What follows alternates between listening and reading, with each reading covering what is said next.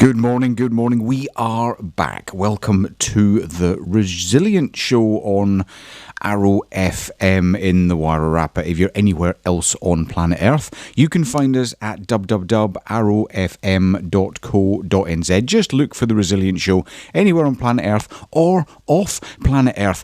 And more people are going off planet Earth. One of the coolest things I think that happened in the last few weeks, maybe last week, William Shatner, James T. Kirk, James Tiberius Kirk, if you're into your quizzes, James Tiberius Kirk went into space. How cool is that?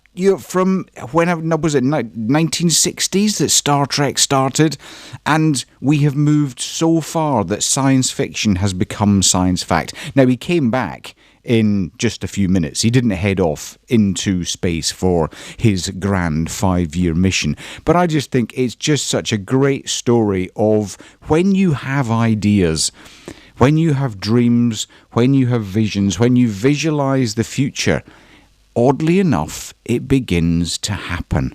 It begins to happen, and all we've got to do is have faith that it is going to happen. We don't know the time, but time's relative anyway, so it doesn't really matter.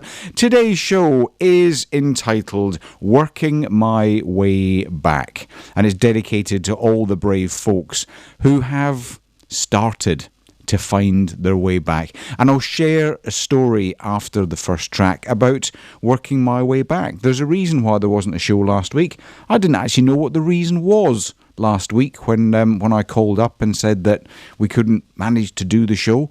It turns out there was a fairly deep reason that really relates to resilience and proves that the kicker can actually happen to any of us at any point. So we'll come to that after the first track. And it's Friday. We haven't done it for a few weeks because we did a bit of Bond music 2 weeks ago before the Lady Elizabeth and I went to see the new Bond film. Oh, wow. You're not going to get any spoilers from me, but it is well worth the nearly 3 hours of cinema time that it takes to watch it.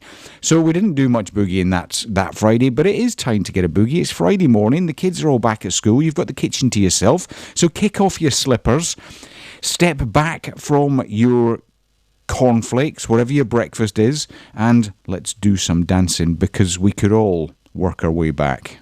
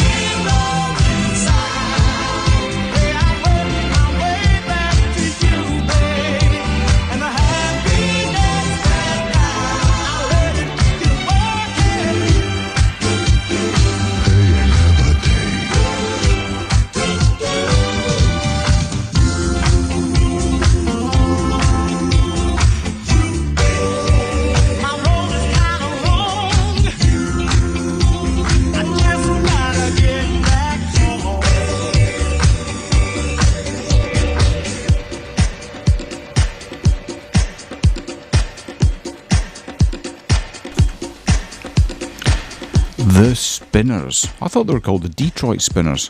Maybe not. Maybe they're just called the Spinners these days, or those days, because those days are done. That was the Detroit Spinners, and it was Working My Way Back to You. Sometimes you've got to be careful when you pick the tracks of songs. You sometimes go, oh, there's a great track, and you go with the title. You don't think, I wonder what the words actually say. And when I'm sitting here, and I do listen to the words, it was, in fact, Mark Shearer, who's been a guest on this show, said, listen to the words of songs as if they're being sung only to you. And it really gets you listening. Yeah, it was more about the title of the song, not so much the content. What a great track. And man, is that a low voice.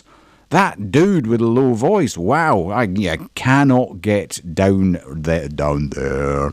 That's about as close as I can get. Right, working my way back. Well, where have I been, I hear you ask? And you can ask.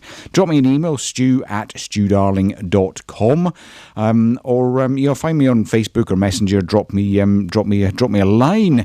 Tell me how you're doing. But yeah, where have I been? Well, the fact is, I haven't actually been very far, but what has been going on in my head, in my head? Well, and look, I'm fronting up. I'm going to be honest. I coach people about resilience and leadership, and that's what I love doing. Is my genius. I help people figure out that there's been some shifts in life, and maybe they just need to do a reset. So obviously, I never go through those issues myself, do I? No, of course I do not. I've got it all wired. No, I am not. Not at all. So let's just remind ourselves of what happens when, and look, I mean, this is so pertinent to this day specifically, but this period of human history that we are living through, it is so pertinent that the downward spiral towards fear and anxiety, there's no point that it just starts. It's a little bit like a sunny day, and then half an hour later it's raining, and you didn't notice that transition to sun to rain, but the clouds came in, and it was just a few clouds to start with, and then the clouds built, and the clouds got darker and darker and heavier. The wind blew, and then the rain started falling. We didn't notice that transition, but all of a sudden we found ourselves in the cold and damp. Well, that's the beginning of that downward spiral. And the steps that happen are we begin to lose identity in ourselves. We begin to forget how unique and how awesome we are. We begin to get sucked into the social media trends of everyone's life's great and mine's not. We begin to watch the media and the news, and we get sucked into feeling that we have no control of our lives.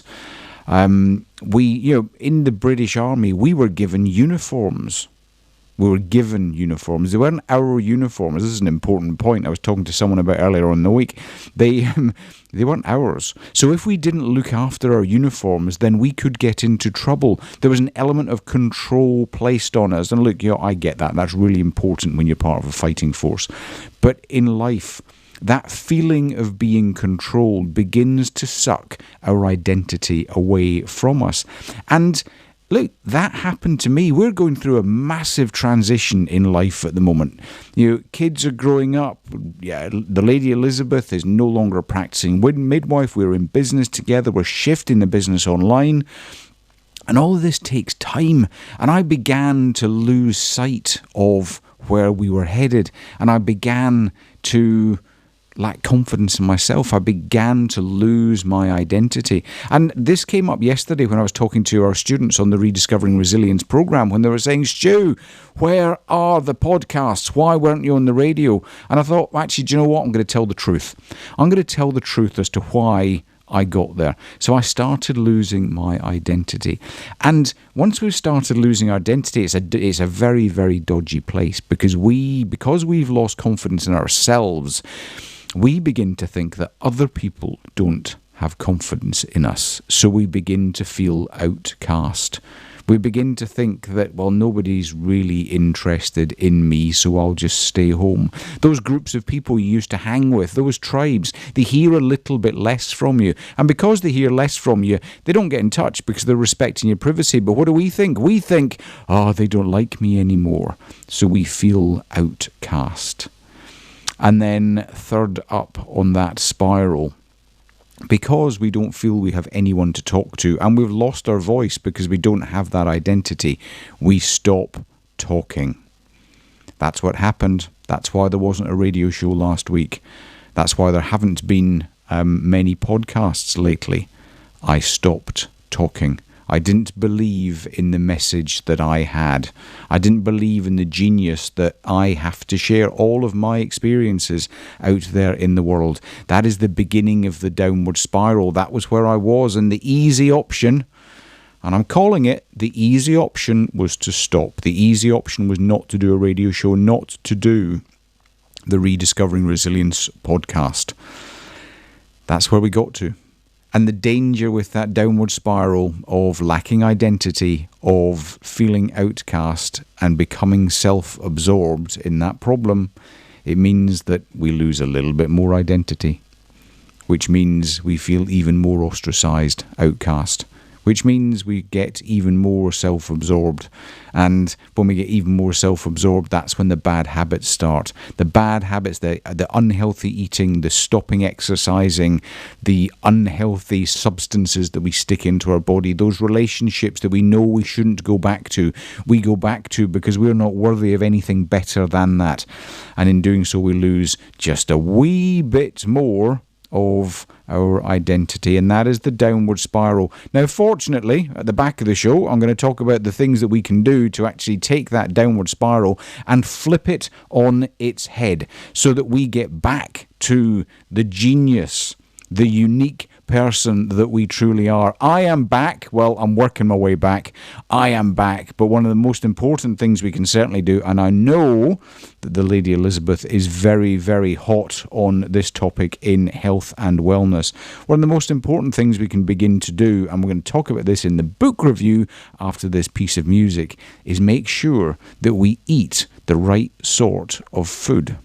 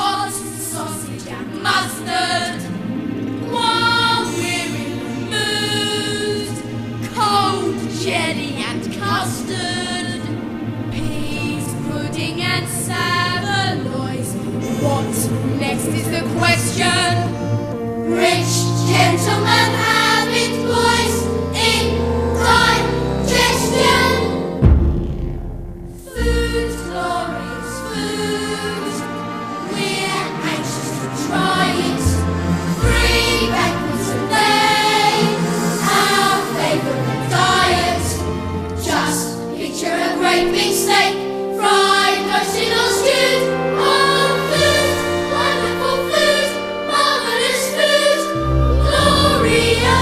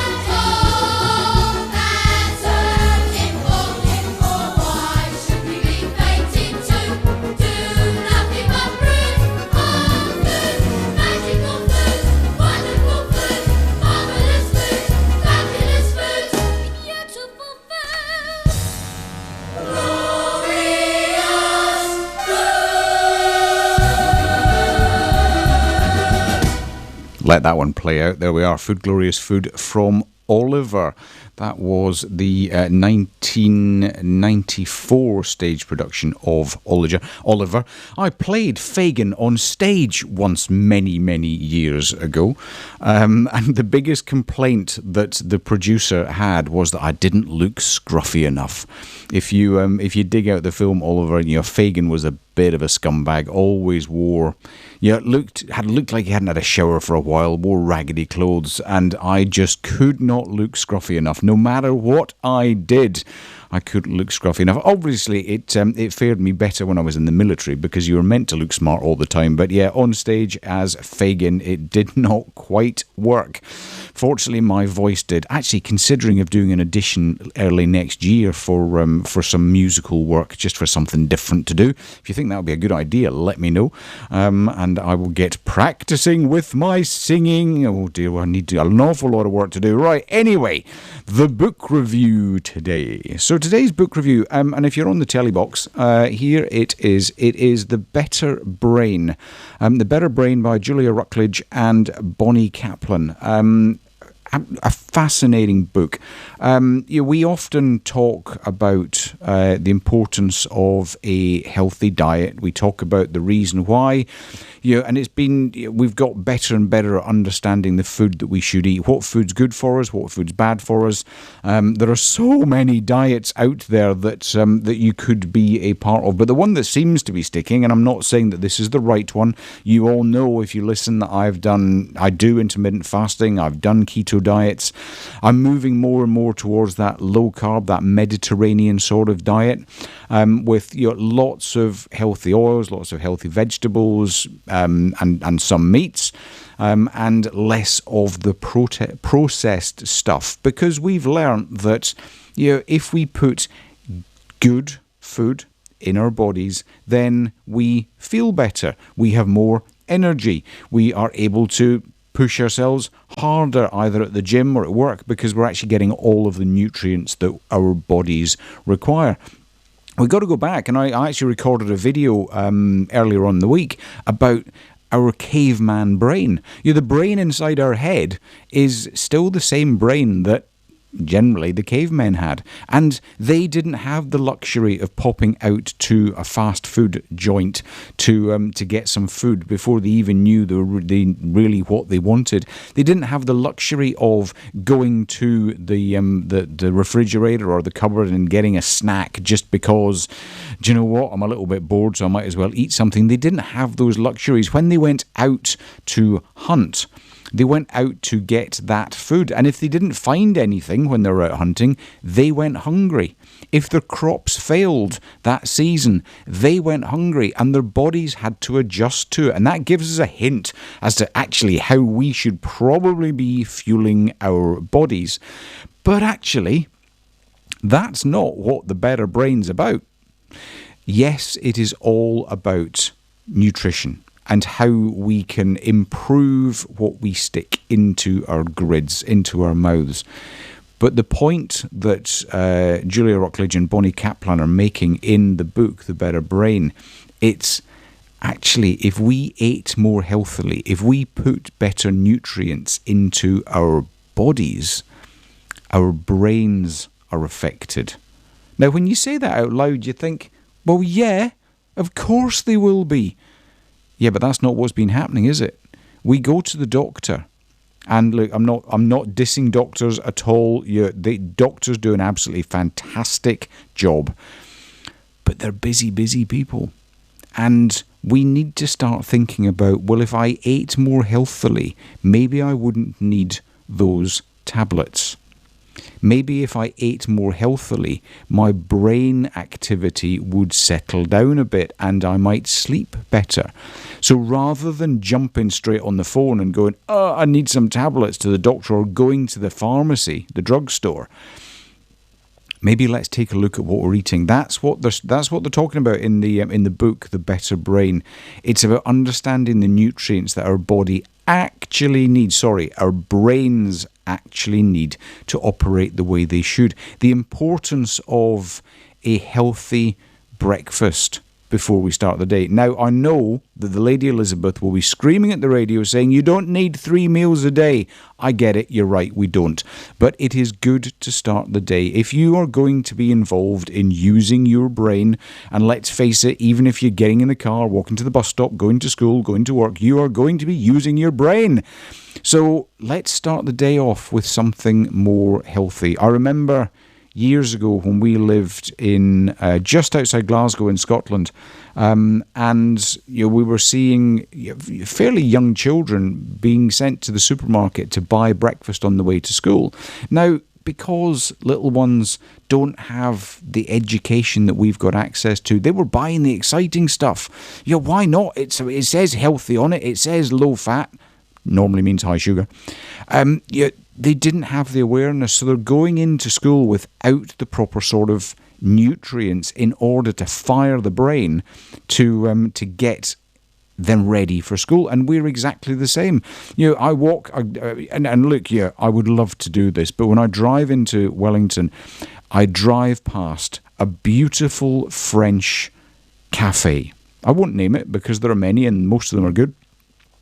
And it is mobbed, and I know why it's mobbed. I was actually in their sister store the other week for a meeting, and the breakfasts look amazing. Their croissant, their almond croissant. My mouth is watering as I speak. Awesome, but they should be treats. We've got to get that fresh produce into our brains. They're beginning to prove that a healthy diet actually begins to deal with issues like overcoming anxiety, overcoming depression, dealing with ADHD. Imagine leading a less stressful life. Now, I do caveat this. I get it. Fresh food can be expensive, and it takes a long time to grow it, and it doesn't take much for it not to grow. We know that in our vegetable patch. It is sometimes cheaper to go to a fast food restaurant in order to get a meal. But there are lots of websites out there that we can go to actually find out how to eat more healthily. Because, too often we eat for the now. We should be, that's the instant gratification world we live in. We eat for the now, we live for the now. But actually, just imagine if we started taking care of our diet now, and we started eating more healthily now. That means a longer life. It means a more healthy life. It means that some of the nasty diseases that we are seeing affecting older people now won't affect us, may not affect us as we get older. So go and have a look for it, The Better Brain. It's not a difficult read. It's an absolutely fascinating read about the few things that we can do to improve the nutrients that we put into our body, and therefore actually improve our lives and the lives of the people around us. And who knows, if we begin to consider nutrients and food as just important for our brains as our body, we might hang around here just a little bit longer. You never know, we might linger.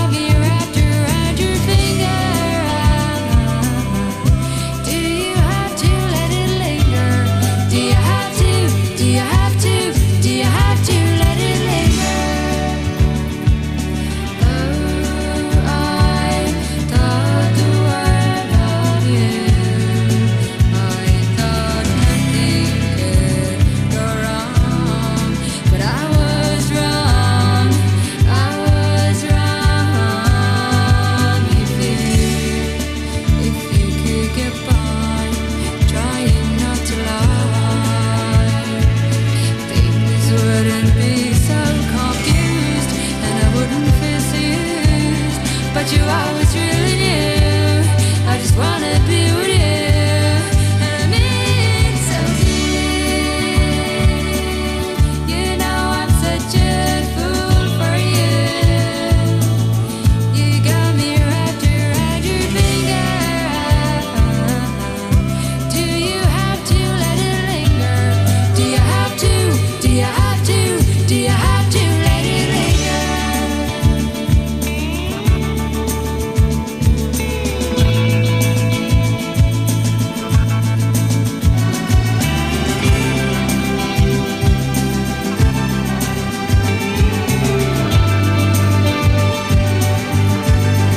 And it's so deep. You know I'm such a fool for you. You got me wrapped around your finger. Do you have to let it linger? Do you have to? Do you have to? Do you have to let it linger? You know I'm such a fool for you. You got me wrapped around your finger. Do you have to let it linger? Do you have to? Do you have to? Do you have to let it linger?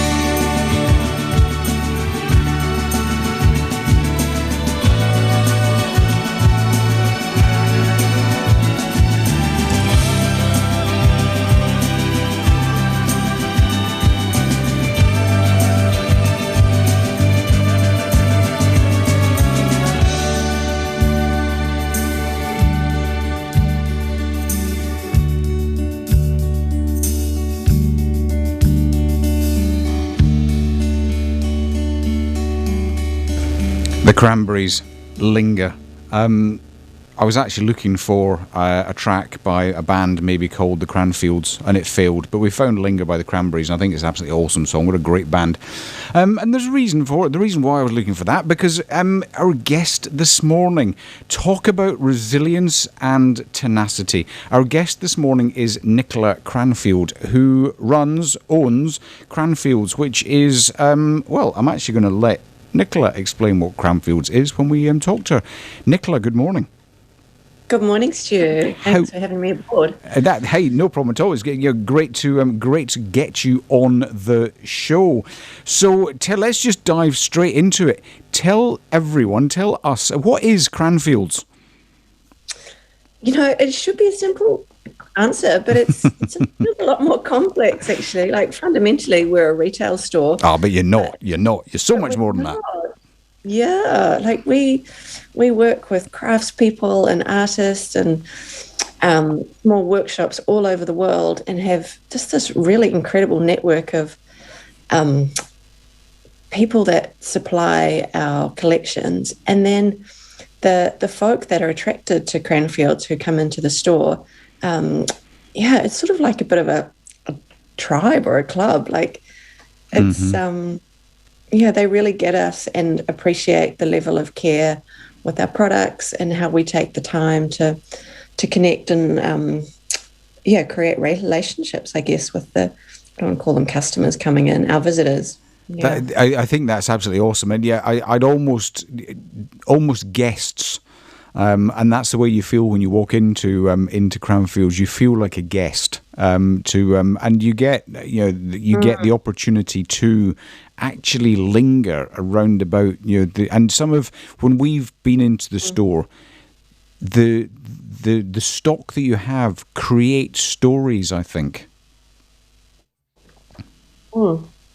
Yeah, that's a really good point. There's a lot of depth and background stories to so many of the collections, and the team working in the store as well. Like, we've got quite diverse backgrounds, and we all bring something different to the table as well. So yeah, it just seems to work. Well, I think I think we can go a little step further than it seems to work, because how old is Cranfields?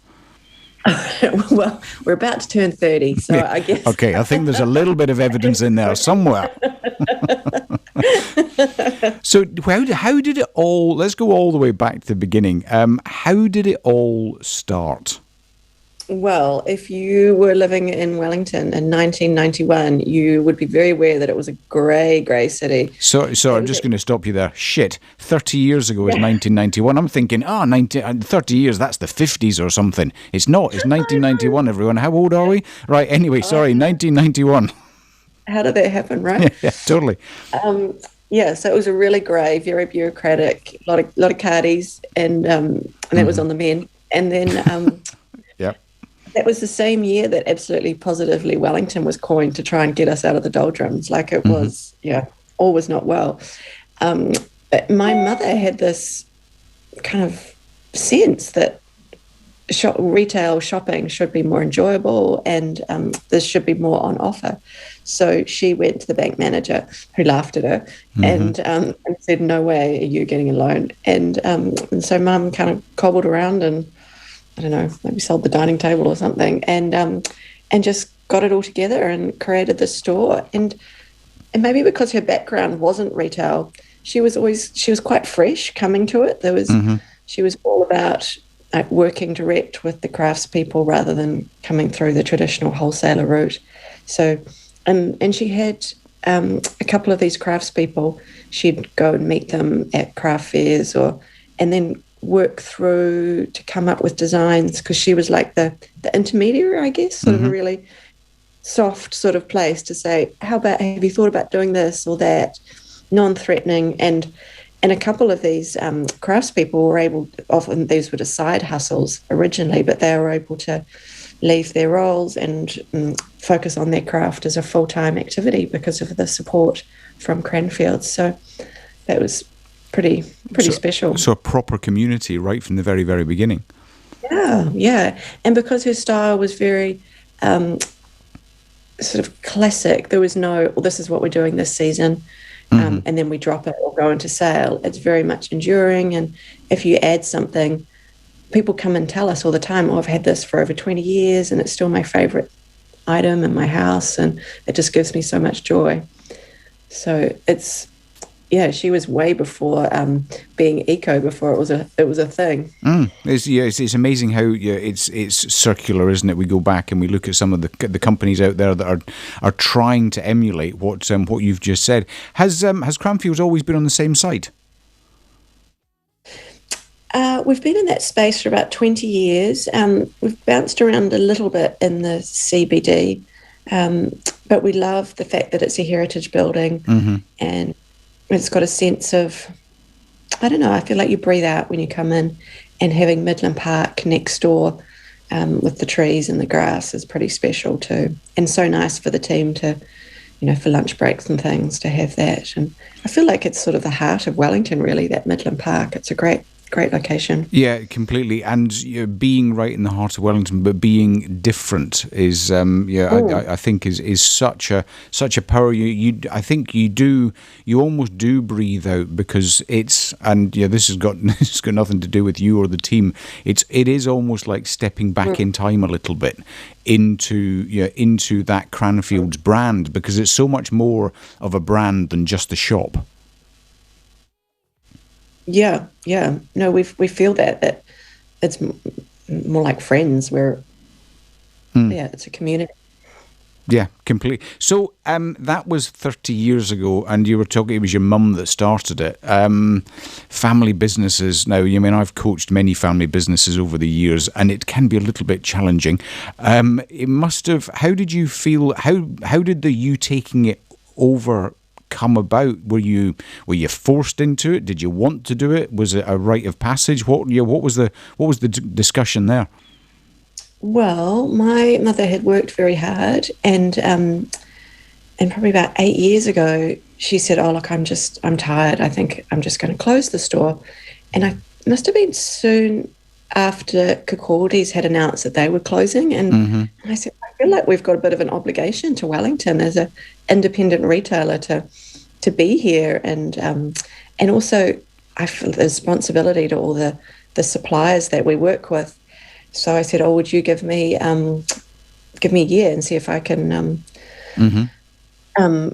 create something pretty special?" And she said, "Sure, go for it," with my blessing. So that was pretty brave of her to to trust me, and we worked together, I'd say, for about a year.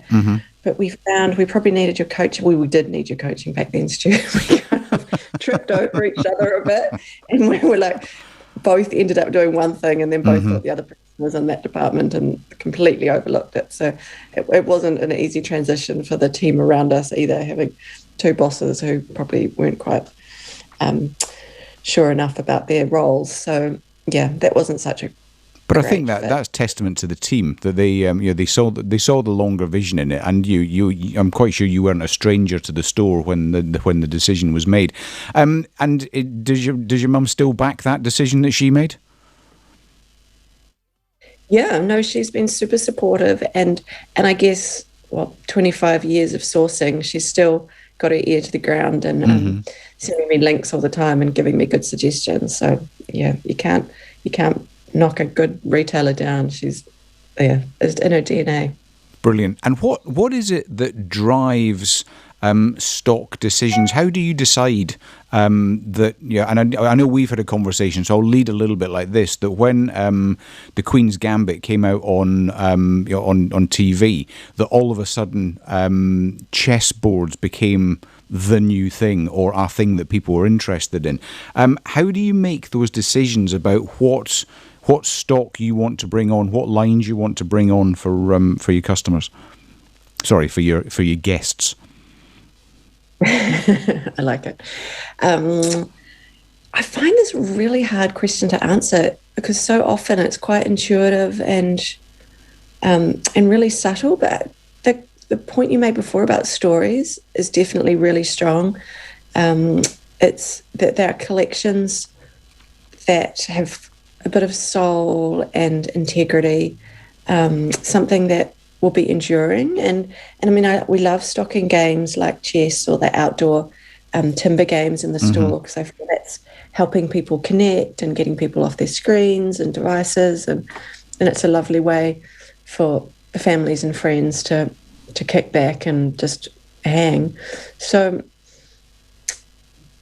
yeah, I don't think I've answered your question very well. So, yeah, I think you sort of have. It comes back to that whole brand piece, that you're having stock that tells a story or comes from a story. I mean, when we talk about, and I've spoken about this on the show before, when we move beyond a reptilian brain into the mammalian brain, which is all about relationships and storytelling, if you're able to tell stories or find an activity that allows you to sit together, then those stories will grow and those stories will develop. So, actually, Cranfields is far more than just a shop. It is actually, creating relationships. There you go. You can have that one for your branding. No problem. What do you think? Over your 8 years, what do you think the biggest challenge you've faced? Obviously, that first year of transition. I mean, transition is always a challenge. But what do you think the biggest challenges you have faced over the over your tenure as leader of Cranfields has been?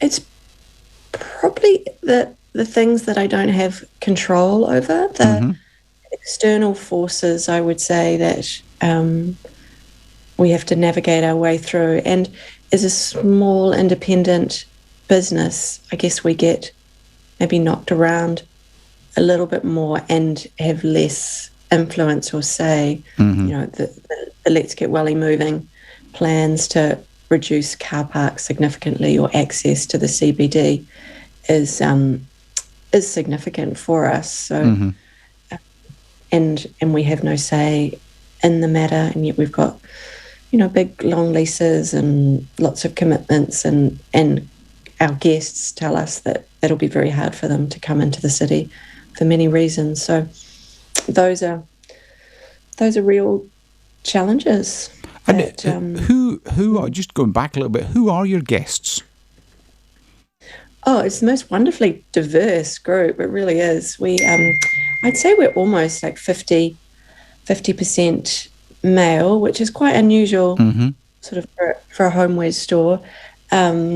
We've got all ages. We've got, some elderly people who've been shopping with us for 30 years and buying their special presents, and this is where I always come for the gifts. And then it's lovely. We've got a new store over on College Street that's opposite More Wilson's. I guess there's a lot of students in the area and younger kind of gig workers, and it's quite a different demographic.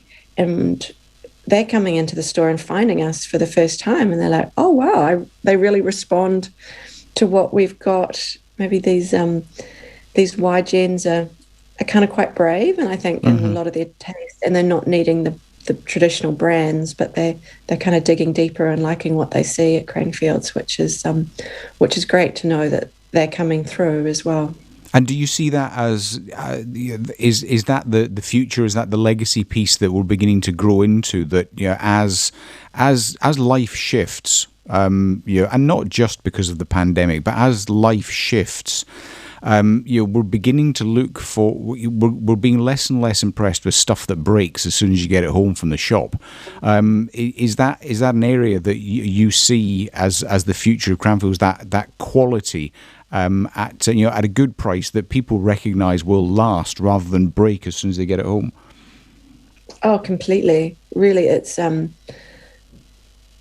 just makes sense, doesn't it? It's like buy less, buy well, and just have beautiful things that you've really considered in your home that are going to bring you much joy. So we always encourage people to go away and think about something, or we even have an app pro service that people can borrow an item and take it home and sit with it to make sure it feels right in their environment, because we're all about the long term. That's how we've survived 30 years. We're not into tricking anyone into a purchase. Wow, yeah. I didn't know that. I might pop in and buy. A chess set so that the Lady Elizabeth and I can start playing chess. We haven't played chess since I nearly beat her when we were on holiday in Skye years ago, and then she cheated to win. So I didn't. What an absolutely great concept, because you hear about that selling style, I think it was a US TV bloke TV salesman that introduced that concept of selling, but to be able to do it with goods of the quality that Cranfields have, I think that's an absolutely fascinating way of bringing sales forward. You mentioned Let's Get Wellington Moving, and I've mentioned the I've just had a message from Liz telling me that she did not cheat at chess. Anyway, Let's Get Wellington Moving, and what's going on with the pandemic. And and I know cities across the world, but I've really seen the footfall in on the sidewalks of Wellington less than it has been in the past. What how are you facing up to those challenges? What are we doing? Well, we are really looking after the guests who come into our store, and we are selling a lot more online. So we're putting more emphasis on our newsletters and really trying to provide good content there. So we have journals coming up, giving one of our more popular journals was the classic anniversary gift themes. Oh, right, yeah. And then we've also done backstories on our craftspeople. So I think because so many people are working from home, this is a way that we can kind of provide value and a bit of and context, which is a useful medium because we don't often have time in the store, or when people come into the shops, they might be quite busy and not necessarily want the whole spiel. So to have it in a journal seems to be working quite well. So what's your favourite bit? What's your favourite part of owning Cranfields? What do you love the most? It is quite a thrill when people come into the store and you can see their eyes light up and they're like, that's the perfect present for whoever it is. And they're excited because they're giving this gift and knowing that comes with a good feeling. And and then especially if we know the supplier that made it, that often when I place orders, they get excited too. So like energetically, there's a lot of good juju happening when someone responds well to an item in our store. And I feel it. And I always say that when I chat to folk on the radio, at least once I'll get that feeling of you get those chills and you just feel that energy. I mean, you're being able to give a beautiful gift. And see that person's face light up. I mean, what should happen is the whole supply chain gets energized rather than just that grunt of not another one. And you see that too often in more traditional it's just stuff. And as we've spoken about before, that energy, when we lift our energy, everyone's vibration improves, and then life just gets better for everyone, which is beautiful. What about your team? How do you've spoken about your team, not calling them staff, which is awesome. How do you find and keep the right people? Because it's a special sort of person that can operate in a store like Cranfields. Yeah, well, we're super lucky that the team, like I mentioned before, really diverse, and they all bring something different and unique to the table. Malcolm, who manages the main Lamp and Key store, his background is actually he had a bag manufacturing business. So he's got incredible depth and understanding about leatherware and bags and that whole category. So he brings so much wisdom to the table. And then Christine, who works there, her background, she's a pharmacist. So she keeps us all in check and super organized. And Jody, who's in College Street, she's a ceramicist and has worked in art galleries and museums over the years. So she's got a beautiful sensibility and appreciation for craftsmanship. And, so many skills. Carlos is a beautiful photographer. Anna is an amazing Italian cook and supplies us in gorgeous treats. Beautiful. Yeah. So, and then we have wonderful students that bring their youth and vitality and new ideas to the table as well. So, when we're recruiting, I always kind of leave it quite open to who arrives, and definitely not a cookie cutter kind of business at all. And your big business is beginning to realise, and have done for a little while now, that actually if you find the right people, you can train them to do anything. But you find the right people, they bring a passion they bring their passion to the organisation, and it just amps up the whole feeling of that organisation. What about your suppliers? Where are they from? Are they New Zealand? Are they global? Where are they from? And how do you find them? Well, we really do try to emphasise New Zealand made, which is not altogether that easy because a lot of them are really small, one man, woman bands. So the supply issues there, that often they just can't supply us what we need. But we do love having New Zealand made, and our furniture is actually even made in New Zealand down in Christchurch out of solid oak. So that's pretty special because we're able to customise and make unique pieces up, which is so rare these days. But then wider, a lot of our suppliers are European, actually. So we have Italian pewter from Brescia, which is in between Milan and Venice. And that's a lovely family-run group, and they've been their third generation. And the people in the workshop are just full of pride and amazing care of what they create. And then we've got other suppliers in Europe as well, in Bath, Avenida Home.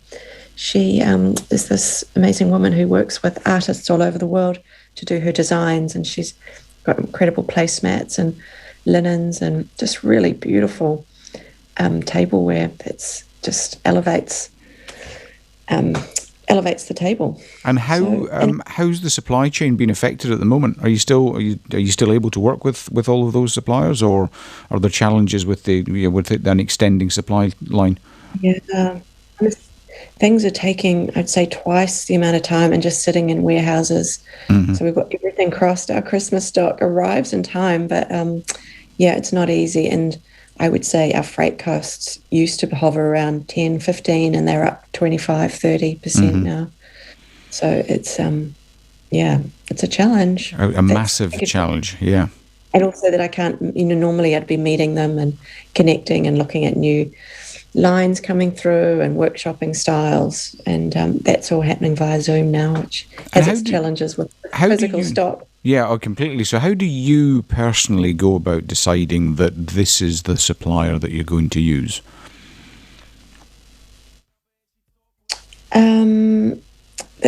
It does come back to quality, because we've got to hold our hands on our heart and feel good about what we're selling. Mm-hmm. And that seems to work out quite well for us, because generally things of a higher quality cost more. And so the other importers who need to get to margins are not interested in them, because they're more about, it's all about costing. Mm-hmm. So we're kind of more about just finding the beautiful collections and products and pieces that are going to last. So we have quite a niche in that category. And are you you're coming up on 30 years? Have you had your 30th anniversary? Mum's a little hazy on dates, but we feel like it's November, so we go. It's about now. Okay, fair enough. It's about now. Way, happy birthday! You're 30 years old. Are you the oldest independent in Wellington, New Zealand, or the world? Oh, we're definitely up there. Unity Books have got it way before us. They were, super pioneering. There's quite a few other 30-year-old businesses around. It must have been that Super Grey 91 just was a great breeding ground for Common Sense Organics. We're 30 years old as well. Wow. Yeah. That beginning, I suppose, I mean, that must have been lots of entrepreneurial thinkers looking at Wellington, thinking we can do a little bit better. And I suppose global travel was opening up, so there was the opportunity to see what was going on in other places as well. It really does. Yeah, fascinating that that's what spurs those ideas. What is now that we're 30? What does 60 look like? What does the future look like? Help, lucky I'm sitting down. I don't know if I can imagine myself in 30 years. I guess it's honouring our heritage, but yet looking forward and keeping fresh and relevant is the tightrope that I walk. And excited to keep going? Yeah. No, it's a thrill having the responsibility of this store and this network of craftspeople and guests, and it's a really fun business to work in. So I'm grateful for the opportunity. Awesome. So where are for folks either visiting Wellington or in Wellington who haven't got there yet? Where are the stores? And for everyone across the globe, how do they find your website? Well, 24/7, you can find us on cranfields.co.nz, and we do deliver all over the globe. And then if you are lucky enough to be local or visiting Wellington, the flagship store is the corner of Lambton Quay and Johnston Street, and that's just behind Midland Park. It's a little tricky to find, like you almost need to be told about it. Well, other than the big sign that says Cranfields above the door. People miss us or can't find us. I think because it's just off Lambton Quay. So. Yeah. And then the new store is College Street, 21 College Street, and that's right opposite Moore Wilson's. And that's a great precinct if you like independent retail and good coffee. So head up that end for a bit of a peruse if you're in town. So there's really absolutely no excuse not to pop in. Yeah, I mean the reason that you missed the flagship store is because it is set back from Lambton Quay because of Midland Park. But yeah, go and have a look. It's it is a great place to go and have a wander, have a reminisce, and just look at good quality stuff, which to me is always exciting, always makes me feel better. I haven't made it as far as the College Street shop yet, but I will make sure that I get up there. And yeah, if you're global, we know that you're out there. Have a look on the website. Have a look. One of the things I love about Cranfields is you don't do sales, do you? No, it's all about kind of keeping the prices fair and consistent. And I would just feel ill if I was selling something on Christmas Eve knowing 3 days later it was going to be reduced. It just doesn't sit well with me. So no Boxing Day sales. We're closed on Boxing Day sales on Boxing Day, so the team can have a day off with their family. What a great concept! Once upon a time, that was the norm, wasn't it? Because you're dealing with the whole supply chain, and you're dealing with artisans and artists. It's important that they see that their product is being looked after and not being sold off cheaply, just because it's a Boxing Day sale. So really passionate about all of those concepts that we've spoken about. Thanks a lot for coming on. I've really loved the conversation, and I love the energy and passion that you have for Cranfields. You chose a track by 660, All She Wrote. Why is that song important to you? Well, I love that it's just a bit of a toe tapping, kind of makes you smile song. And then that's maybe the first listening. And then the lyrics are great. There's some really kind of profound lines in there. You've got to have peace with yourself. You can't find that peace from someone else. It's got to be internal. It's your own responsibility. And that lines up perfectly with the show today. Totally, resilience has got to come from within. That's where the peace comes from. Nicola, it has been an absolute joy talking to you this morning. Thanks a lot for coming on to the show. Thanks so much for having me along. It was really fun. And no problem at all. And here is your track, All She Wrote by 660.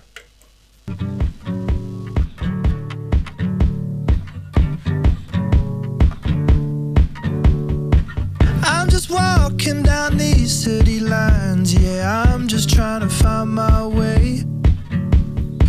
Time flies like the spark in your eyes when you're taking it day by day. Time heals all they were wrong, but ain't no use in looking back. It's already gone. You give and you take, you love and you chase. That's all she wrote. You laugh and you cry, you live and you die. That's all she wrote. I'm just living my life. I'm just living my life. I'm just living my life. I'm just living my life. It'll be what it's destined to be. See, I'm just trying to save you time. I can give you some wings and advice, but that ain't gonna make you fly. You need to find your own peace of mind, 'cause ain't no use in looking back. Move on, move on. You give and you take, you love and you chase. That's all she wrote. You laugh and you cry, you live and you die. That's all she wrote. I'm just living my life. I'm just living my life. I'm just living my life. I'm just living my life. I'm just living my life. I'm just living my life.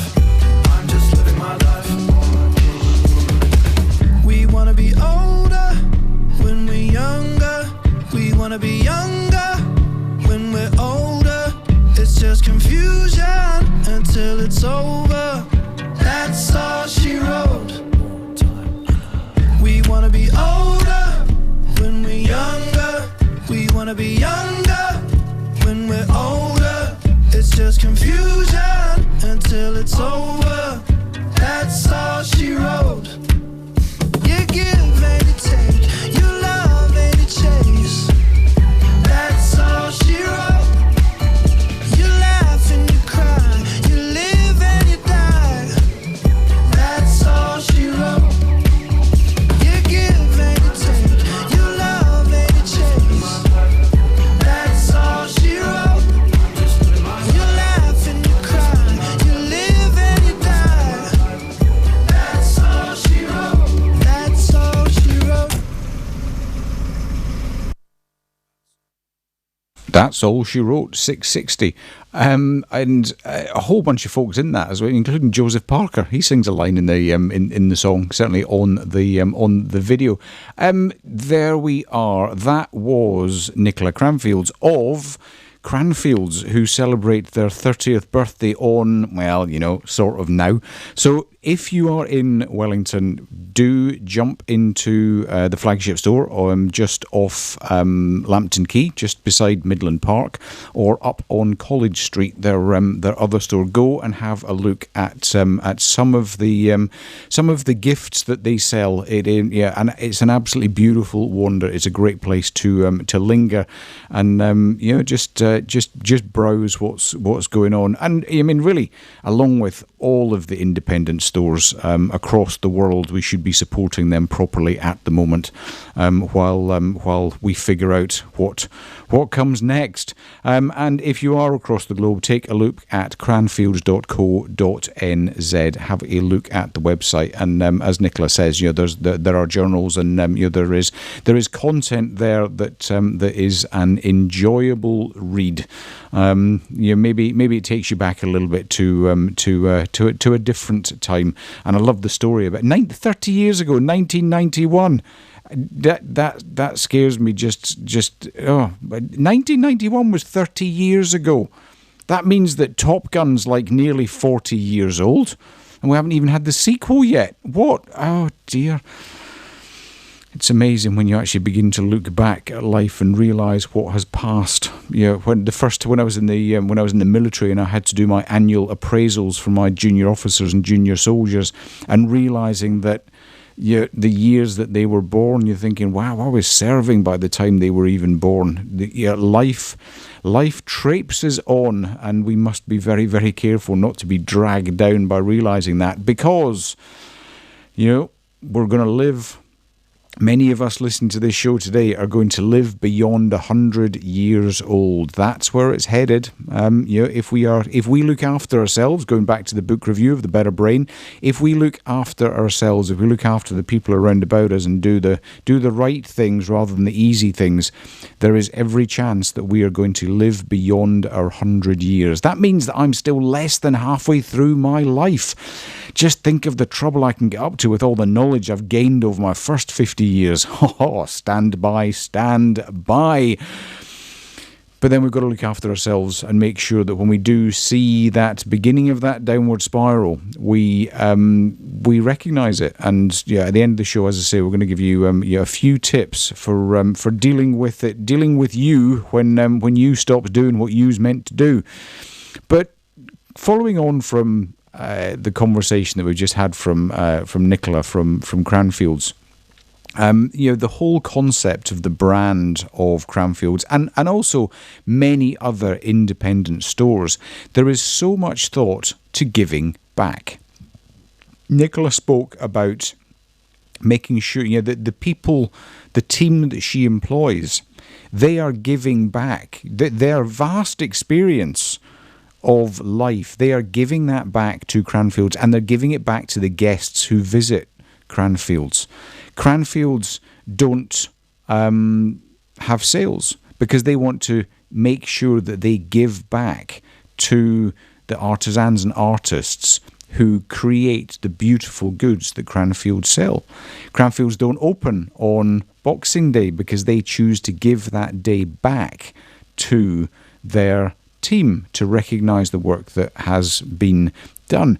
And it got me thinking about, well, we can all give back. I was talking to someone yesterday who, and actually this conversation has spread over years, really spread since the beginning of eBay and TradeMe. Giving your stuff away. We all have so much stuff in this world. We don't need as much stuff as we have. And when we stop using it, it begins to clutter the house up. It begins to clutter the garage up. Every cupboard is cluttered with stuff that isn't used. We were very, very fortunate throughout my military career that we moved every 18 months to 2 years. And we created a rule that said, if it's not been used in the last 2 years, then we get rid of it. Unless there's a really, really good reason why we haven't used it. And then we do that review when we move to the new house. Right, do we actually need that or not? And if we didn't use it, if we hadn't used it, we would give it away. Now, we might give it away to someone we knew. We might give it away to charity. But that giving, rather than getting money for it, and I'm not saying there's anything wrong with making money and selling things on Trade Me, but giving stuff away maybe to people in a little bit more need, giving it away, rather than giving what you get what you give. And that means that by giving stuff, you're in a far stronger... we feel better about it. That's what I'm actually trying to say. We feel better in ourselves because we have given a part of us away. We have created a relationship that will grow. And you get to see those toys. I remember our little boy. He was beginning to grow up a little bit. He's now 22. We went to visit friends who had just had a little boy, and Andrew decided that he wasn't playing with his wooden truck anymore. It was a beautifully made wooden truck with a crane on it that I think Santa had delivered it when we were living in Germany, and Andrew decided that he was too big for that toy now. So he took it along, and that was his gift to this new little baby boy. It made Andrew feel great. Little boy didn't really know much about it, but I know it was played with for years. Their parents felt great. I felt great. The Lady Elizabeth felt great because we had seen that act of giving, that act of love. And that is so important. That's what giving's all about. It's about giving some love to someone else, whatever it is that you can give, whatever we can give. If we give it with love rather than giving it because we've got to, then everyone rises. All of our energy rises, the frequencies improve, everyone smiles, everyone's got a little bit of a glow on their face, and the world, even if it's just for that moment, the world is just a little bit better. That is the power of giving. And it doesn't have to be things, it can be time. And let's face it, time is the one thing that we don't get any more of. If we can give time, if we can give gifts to our family, our friends, our team that we work with, Nicola mentioned the Italian cook that brings in goodies to the store. But if there's stuff that we don't need anymore, if it's clutter, let's get rid of it. Let's give it away. Clutter brings our energy down. The more stuff that we've got, the more under that stuff we feel, the more heavy we feel.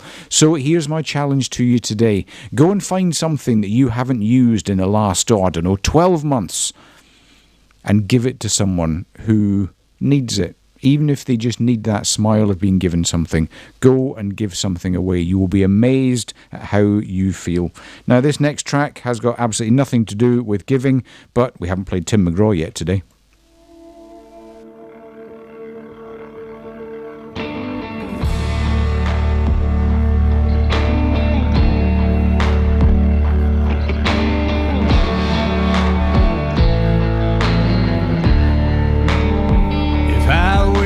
Dirt roads and street lights for stars, Mustangs were horses, I'd walk out of this bar, a cigarette and a Stetson and whiskey in my veins. I'd climb back in the saddle and grab a hold of the reins. If I was a cowboy, I wouldn't miss you at all. A shot of Jack and a Marlboro, I'd move on, girl, feeling 10 feet tall. I'd ride off into the sunset out west, never let your memory ever tie me down. If I was a cowboy, I'd be over you by now.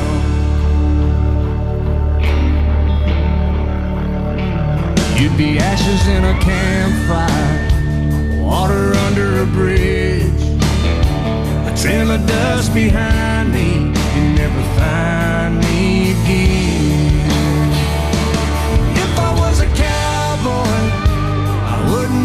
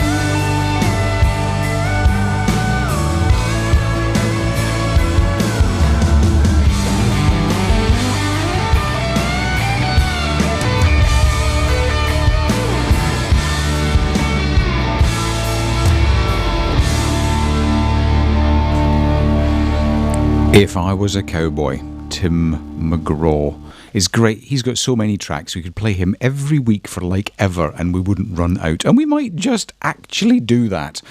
Or maybe not. We've got we've got some exciting guests coming up over the next few weeks, and I'm quite sure that their tracks will be far more exciting. But Tim McGraw, I look forward to the world opening up and actually going to see him live in concert somewhere on planet Earth.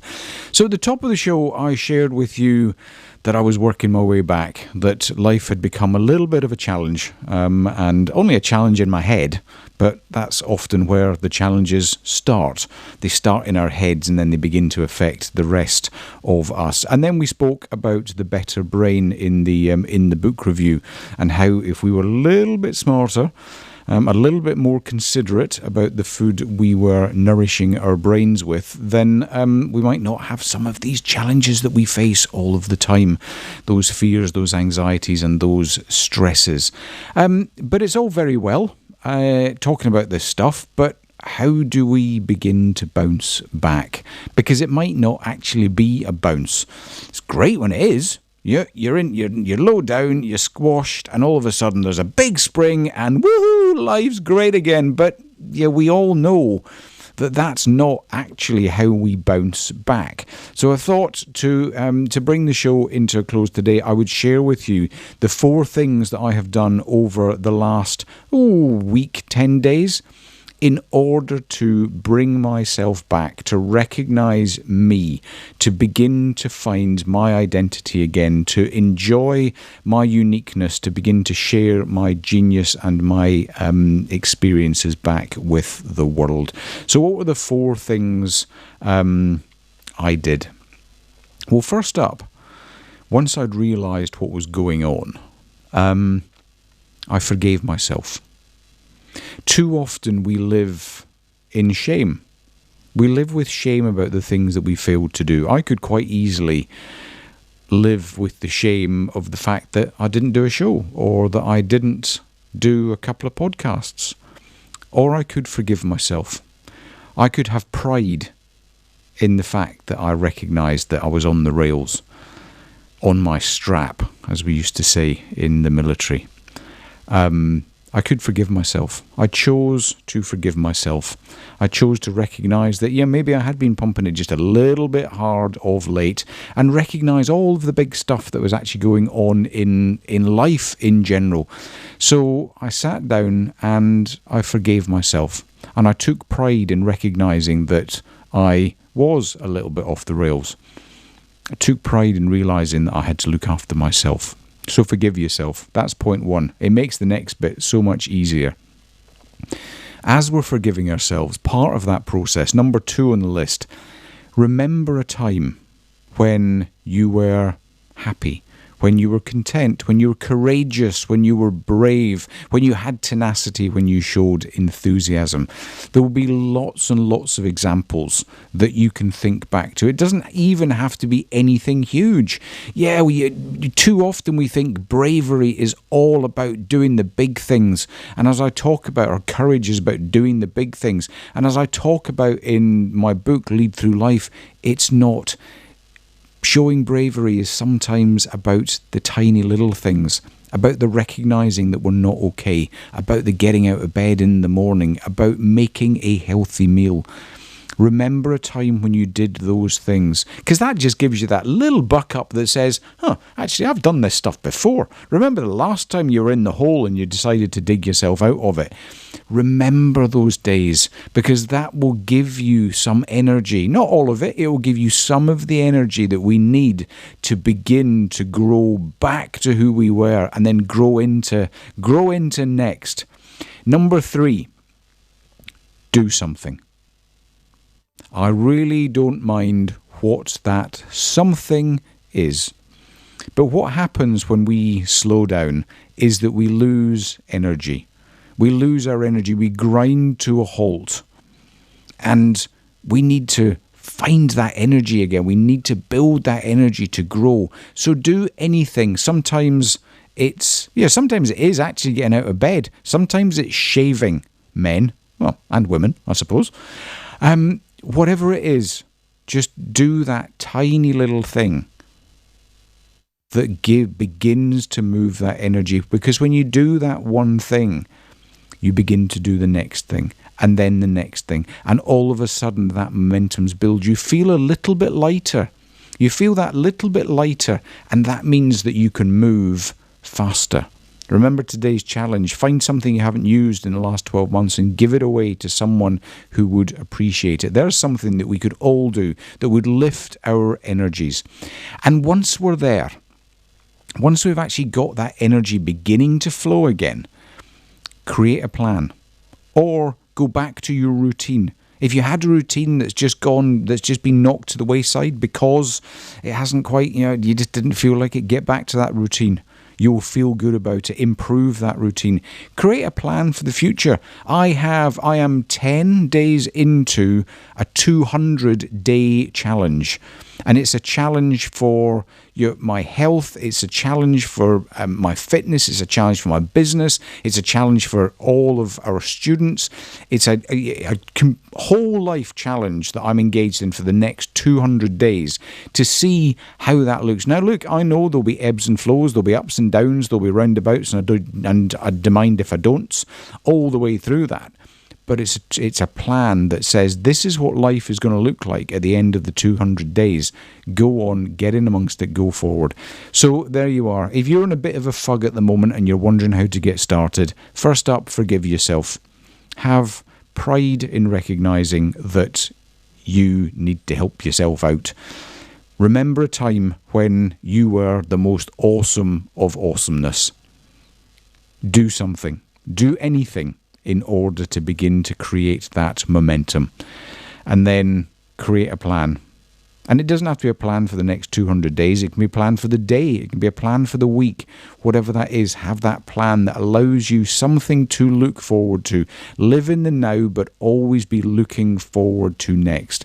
That will get you out of the fug, and that will create the upward spiral of balance, participation, and fulfillment. I hope that was useful. Now, to finish the track, normally I'd come up with some absolutely awesome line that would lead into the title of this track.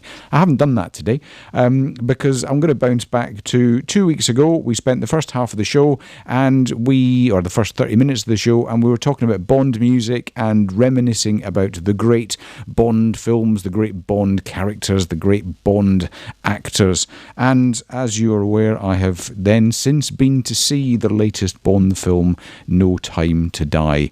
And as I mentioned, we're all going to potentially live to 3 figures. We're going to live beyond 100 years old. So this certainly is no time to die.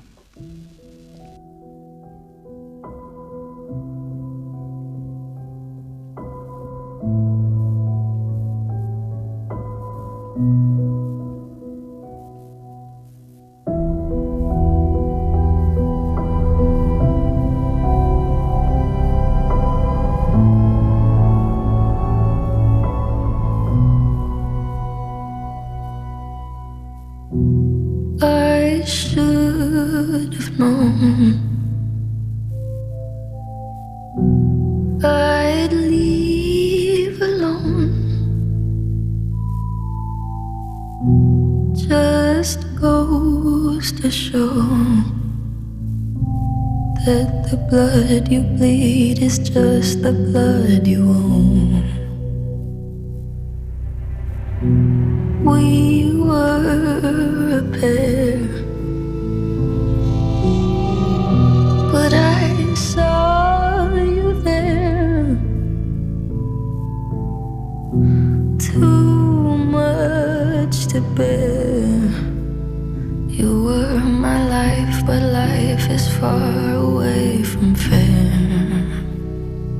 Was I stupid to love you? Was I reckless to help? Was it obvious to everybody else that I've fallen for a lie? You were never on my side. Fool me once, fool me twice. Are you dead, the paradise? Now you never see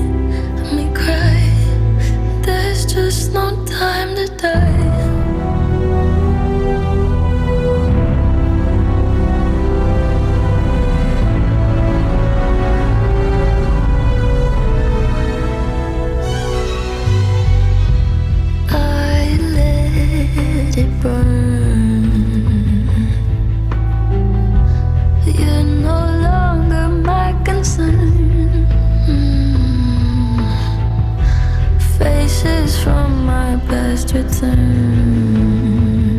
Another lesson yet to learn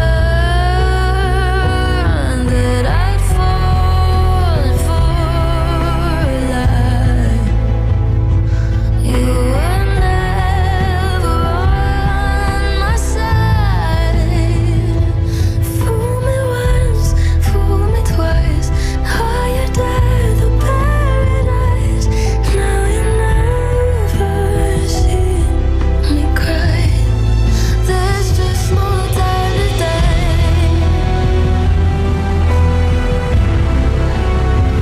No time to die. No time to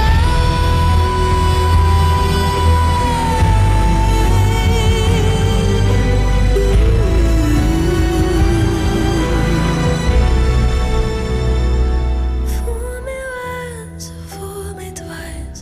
Higher than the paradise. Now you never see me cry. There's just no time to die. Billie Eilish, No Time to Die. That was the Resilient Show for today. Thank you so much to Nicola Cranfield for joining us from Cranfields in Wellington and anywhere across the globe online. I will be back next week. Until then, have an amazing long weekend if you're in New Zealand and an amazing week ahead. Have a great day.